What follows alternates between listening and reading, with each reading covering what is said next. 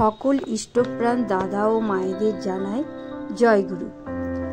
উত্তর দিনাজপুর থেকে এক পরিবার এসে প্রণাম নিবেদন করে জানালেন নতুন বাড়ি বানাবেন, কিন্তু নানান বাধার সম্মুখীন হচ্ছেন। পূজ্যপাদ আচার্যদেব বললেন, আপনি কজন সন্তানের মা? সেই মা জানালেন, আজ্ঞে আমার 2জন সন্তান। এরপর তিনি বললেন, বাচ্চা হওয়ার সময় কষ্ট হয়েছিল নিশ্চয়ই, আর তার জন্যই তো সন্তানের অস্তিত্ব এত সুখে।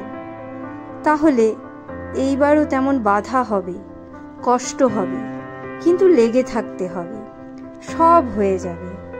যেমন মনে করো সবজি রান্না হচ্ছে, নিচে আগুন আছে, তার উপরে কড়াইয়ের বাধাটা যদি না থাকতো, সব সমেত গিয়ে তো আগুনের মধ্যেই পড়তো। কড়াইয়ের বাধা আছে বলেই রান্নাটা হচ্ছে, তেমন বাধা নিয়েই তো আমরা এগিয়ে চলেছি। যাও, যা করলে বাধা দূর হবে সেটা করো, এটাও হয়ে যাবে। জয় গুরু।